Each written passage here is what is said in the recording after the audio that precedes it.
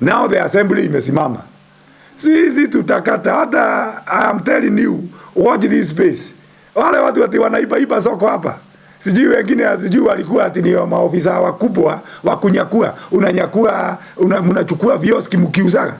Mnachukua mali ya umma. Spaces. Ati na tuko uhai. Sisi tutawafagia, hata president alisema akona upaga, alipewa upaga na raia. Sisi tumepewa standing order na tumepewa katiba. Tutaitumia, tutawafika kama boga. And I want to bring it to the attention of the public that these officers, namely Joseph Langat, Moses Nur, Phyllis Nyambane, and Ruth Sibelenge and Kipkorir Langat. For the last 5 years, imagine, they've been fighting for this justice.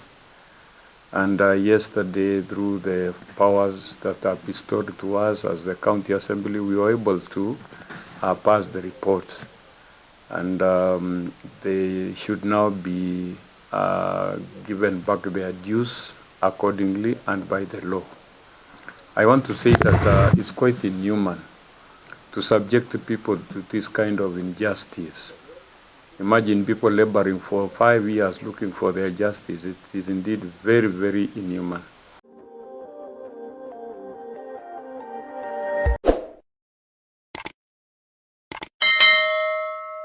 Thank you.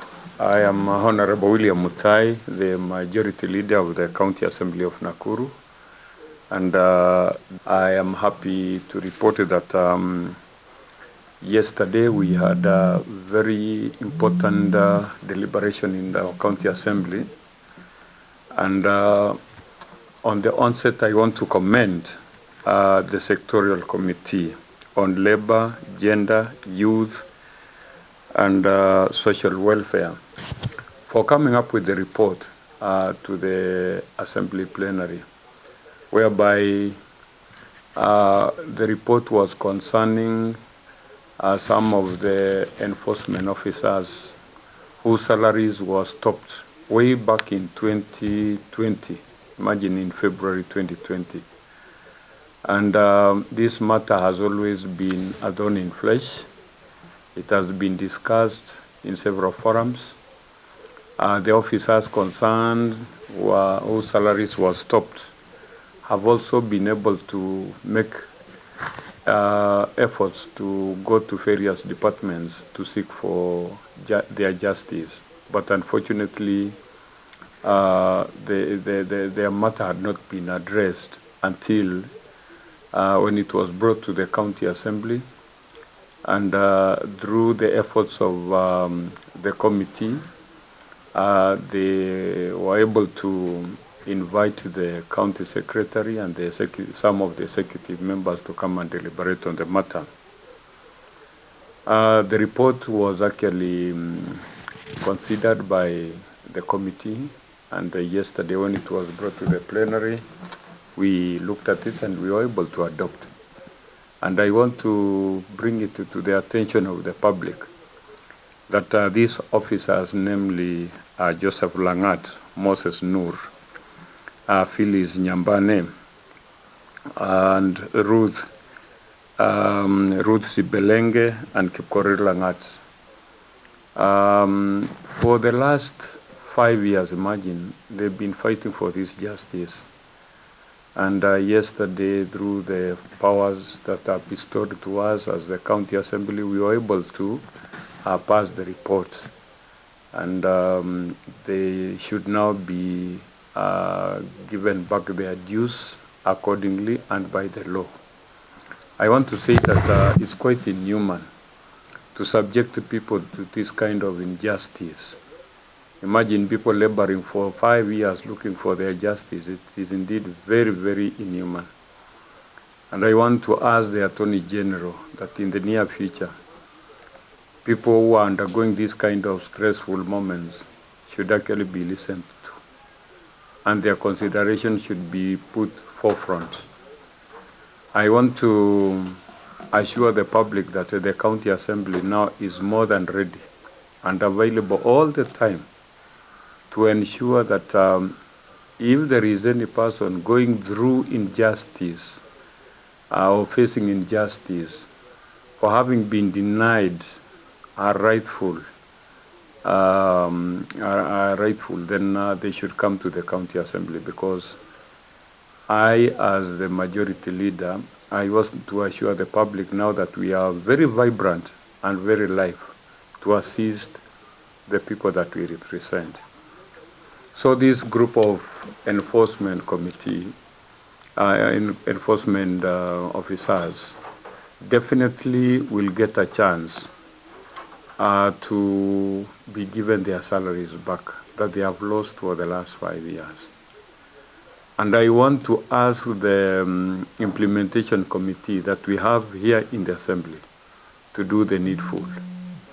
Where there is any challenge, where there is any obstruction, I want to tell them that we have legal framework that they can actually follow to ensure that our people get their rightful share. And going to the future, in case there is anybody in the public domain who has also suffered through this kind of injustice, let them give a petition to the county assembly. And I'll assure them that we are going to take the matter very seriously. We are going to expedite and ensure that they get their justice as soon as possible. To the executive, I want to believe that the harmonious working relationship that is going to exist between the county assembly and the executive should be embraced for the welfare of our people, nothing else. Because we represented the people, and the executive, on the other hand, is working for the people. So there is no way that we can work separately. We need to work for the betterment of our society. Well, looking into the reason why they were suspended, indeed, I think it was just a matter of trying to create an opportunities for other people, because these people are casuals. And they were just stopped without being informed.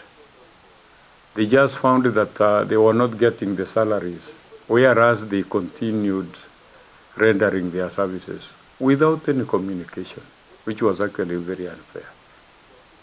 Later on, when they asked why they are not being paid their salaries, they were told to wait for the next recruitment without any formal information, which is actually unlawful. In itself, putting into consideration the labor laws, that thing should not have happened. I want to believe that these officers will actually be remunerated accordingly, and they are going to be paid. They should be paid their dues and the accumulated arrears way back to 2020, February 2020. Yeah. Well, in fact, there are some petitions. I have a group of some officers, again, who are working for the County Council of Naivasha way back in 2000, the late 2000, 2000 and something, 2007. And their plea had actually been heard by the county assembly. And a report had been made. But implementation has not been done. That's almost over 20 years. So you can imagine denying people their rightful and legal, the rightful justice for that period of time, 20 years down the line, is a great injustice. So we have, in fact, some of them are even coming to the office today. And there could be others whom we have not known. We want to tell them to do the petition. Come, we are going to assist you through our mandate of representation. Maybe your message to the public service board headed by CS Moa, because they are the one who are in charge of controlling. Yes. I think to the public service board, you know your mandate. You know the rules and the laws that guide your responsibilities. And you need to actually observe those laws and rules in the most humane way. Let us not try to subject other people to suffer in the essence of trying to create opportunities for others.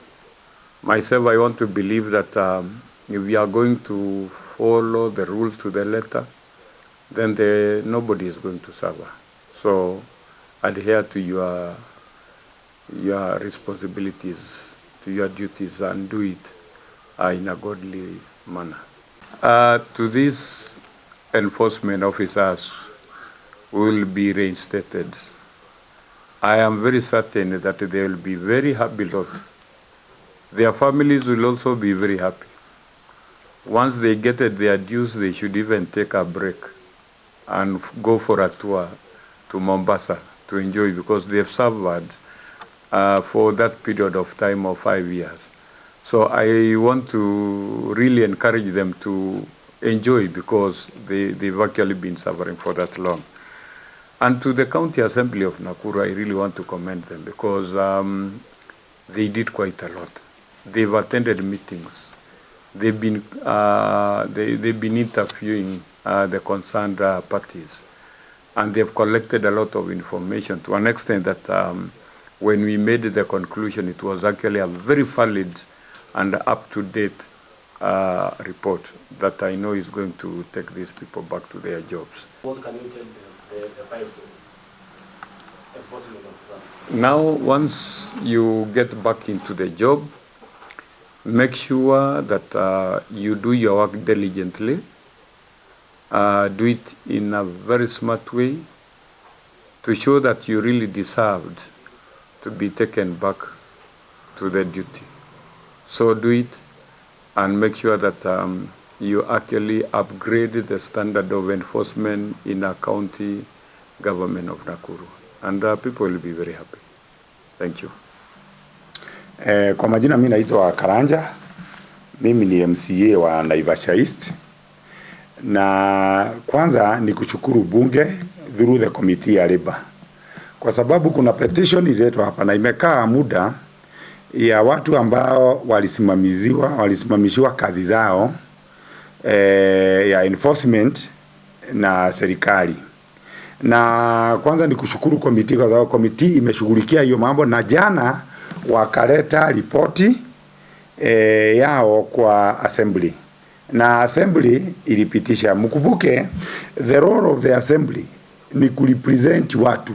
Hata kama umeajiriwa wewe ni mtu ya Nakuru. Kwa hivyo ukiwa na shida ulete petition, is the role of the assembly through the committee kukuwakilisha ili kuhakikisha justice imefanywa. Na kwa hivyo wakati committee ilileta ripoti yake, bunge iliadopt na ikasema ya kwamba executive ihakikishe hivyo bunge ilisema imefanya. Kumbuka committee inafanya kazi yake ni quasi judicial.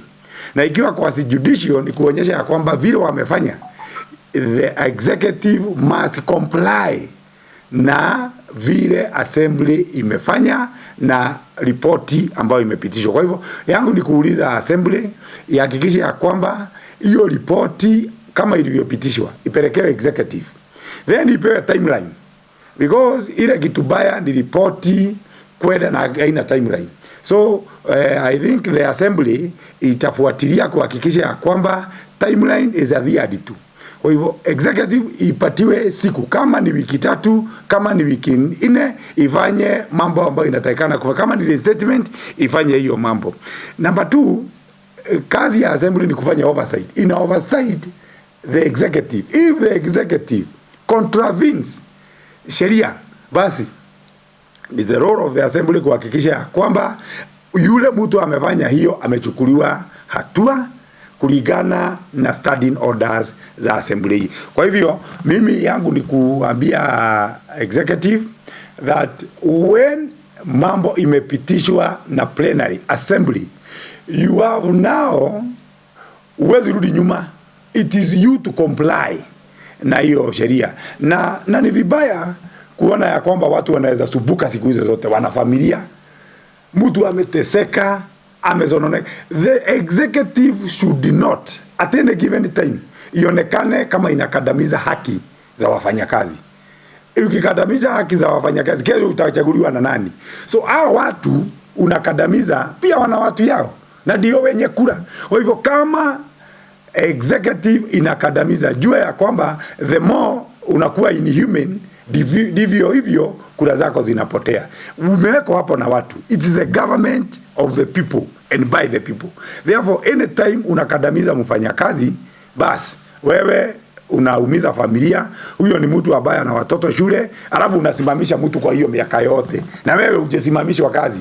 So mimi tunaonelea kwamba bunge inafanya kazi yake, na kwa hivyo executive na speaker wetu tena ni asanti, hakikishe that communication imeenda kwa executive.